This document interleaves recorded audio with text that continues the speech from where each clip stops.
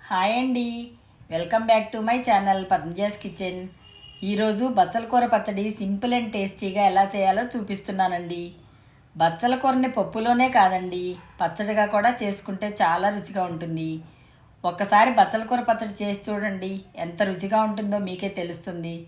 బచ్చల కూర ఆరోగ్యానికి చాలా మంచిదండి. కమ్మనైన రుచిగల ఈ పచ్చడి ప్రాసెస్ ఎలాగో చూద్దామా? ముందుగా బచ్చల కూర పచ్చడి కోసం 5 కట్టల బచ్చల కూర తీసుకుంటున్నానండి.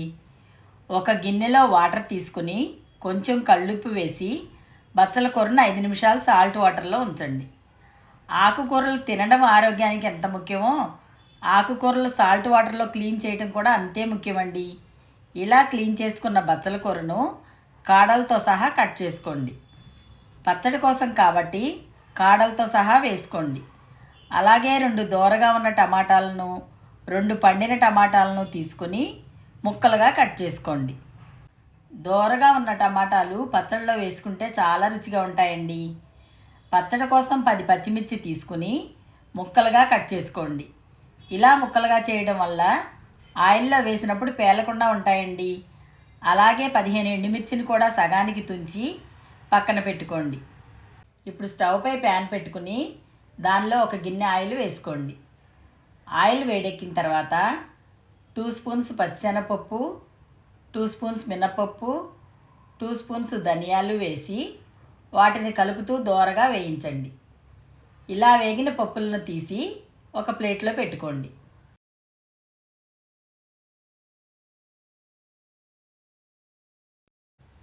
ఇప్పుడు అదే ఆయిల్లో ముందుగా రెడీ చేసి పెట్టుకున్న ఎండుమిర్చి వేసుకోండి.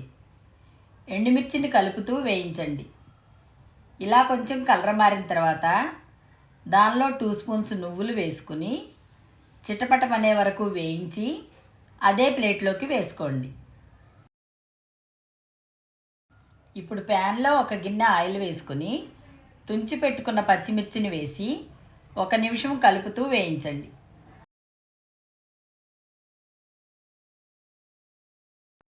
తర్వాత కట్ చేసి పెట్టుకున్న టమాటా ముక్కలు వేసుకుని అంతా ఒకసారి కలిపి మూత పెట్టి మగ్గనివ్వండి. టమాటాలు అడుగంటకుండా మధ్య మధ్యలో మూత తీసి కలుపుతూ ఉండండి. టమాటాలు ఇలా మగ్గిన తర్వాత తీసి ఒక ప్లేట్లో పెట్టుకోండి.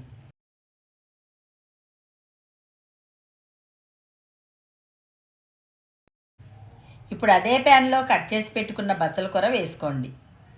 ఇప్పుడు దీనిలో ఒక గిన్నె ఆయిల్ వేసుకుని అంతా కలపండి.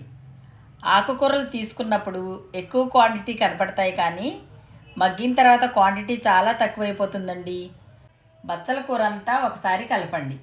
బచ్చల కూర కాడల్లో చాలా పోషకాలు ఉంటాయి కాబట్టి కాడలు పారవేయకుండా ఇలా కాడలతో సహా పచ్చళ్ళలో వేసుకుంటే ఆరోగ్యానికి చాలా మంచిదండి.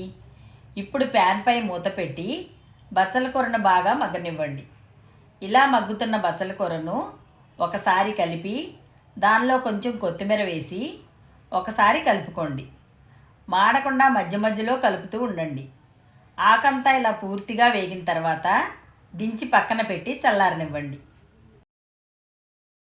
ఇప్పుడు ఒక మిక్సీ జార్ తీసుకుని దానిలో ముందుగా వేయించుకున్న పప్పులను ఎండుమిర్చిని జార్లో వేసుకోండి. వాటితో పాటు గుప్పుడు వెల్లుల్లి రెబ్బలు, కొంచెం చింతపండు, 1 స్పూన్ జీలకర్ర వేసుకుని మెత్తని పొడిలా గ్రైండ్ చేయండి. తర్వాత పచ్చిమిర్చి టమాటాలను వేసుకుని దానిలో 1½ స్పూన్ సాల్ట్ వేసుకోండి. దానితో పాటు వేయించి పెట్టుకున్న బచ్చల కూర వేసుకుని అంతా గ్రైండ్ చేయండి. పచ్చడిని మెత్తగా గ్రైండ్ చేయకుండా పల్స్ మోడ్లో 4-5 సార్లు తిప్పండి. ఇలా గ్రైండ్ చేసిన పచ్చడిని ఒక బౌల్లోకి తీసుకోండి. ఇలా రెడీ చేసుకున్న పచ్చడికి తాలింపు పెట్టకపోయినా చాలా రుచిగా ఉంటుందండి.